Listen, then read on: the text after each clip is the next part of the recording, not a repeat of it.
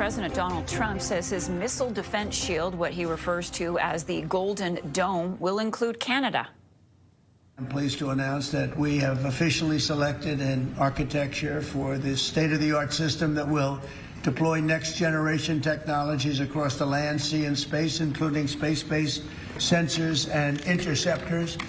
And Canada has called us, and they want to be a part of it. So we'll be talking to them. They want to have protection also. So as usual, we help Canada do the best we can. Canada, they want to hook in, and they want to see if they can be a part of it. That sort of makes sense. I guess that's what I was talking about from day one. You know, it just automatically makes sense, and it won't be very difficult to do, but they'll pay their fair share. The project is expected to cost $175 billion U.S. and be the first weapon the U.S. has put into space. It will take years to build and implement. Trump says Canada called him about being part of the project. The Prime Minister's office says that Prime Minister Mark Carney and his ministers are having wide-ranging and constructive discussions with their American counterparts, and that the Golden Dome is part of those talks.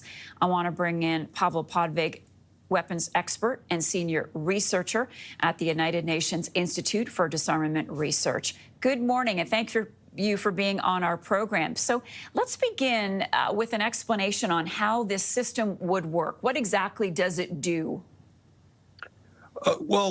Nobody knows exactly, because right now it's just a plan. It's just a picture on the chart. The idea is apparently that it will be multi-layered system that would include various components, including space components, that will be able to intercept all kinds of missiles, from cruise missiles to intercontinental ballistic missile, hypersonic, and all that.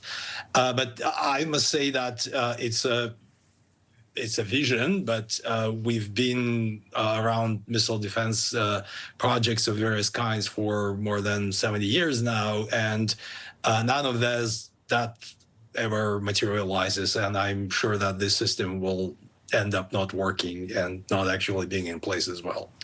Donald Trump would certainly not like to hear you say that. This is a rather ambitious plan that he says will be done by the time he's finished leaving office. Why so pessimistic?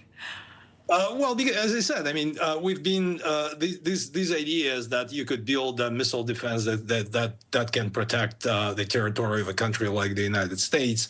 It goes Canada. Back to, yeah. And well, in Canada, you add Canada, it gets only bigger.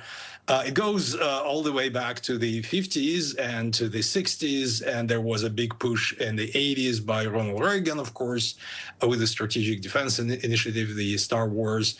And the thing with missile defense is that the projections are always kind of look very grand, but when you get into the kind of nitty-gritty, then you realize that none of that is remotely realistic. As I usually say, missile defense is the kind of system that works very well against threats that don't exist, and that's basically when people realize what kind of threats they're maybe facing, they quickly realize that missile defense is not nearly an answer. But people might be listening to this conversation thinking, well, Israel has a missile defense system.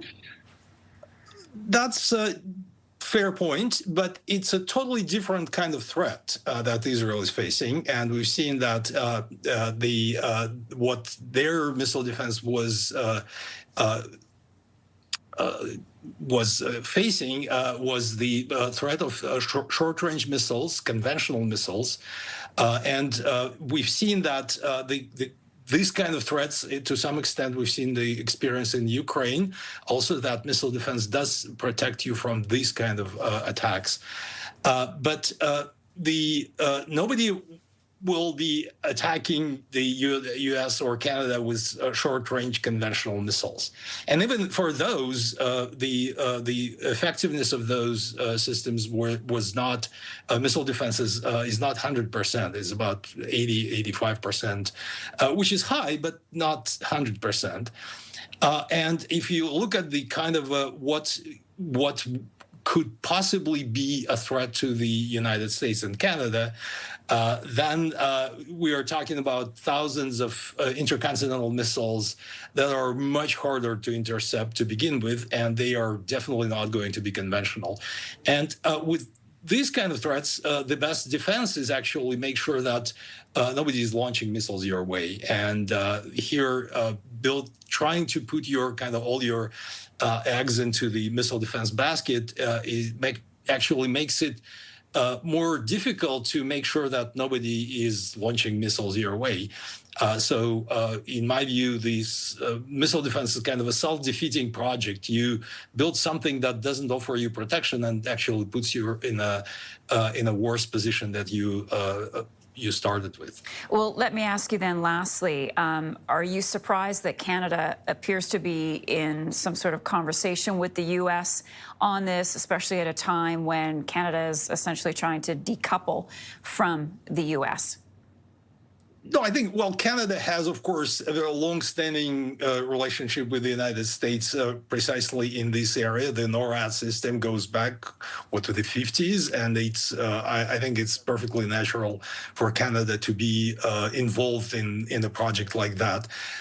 It doesn't necessarily mean, and I hope that it doesn't mean that Canada will put all its security into this particular system. But I'm sure that many Canadian companies would be happy to be part of that.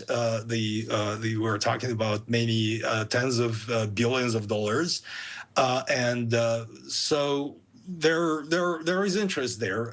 My take is that people should be very cautious about trusting this grand promise, and people should realize that it is not going to be a golden dome. It's not going to be a dome at all.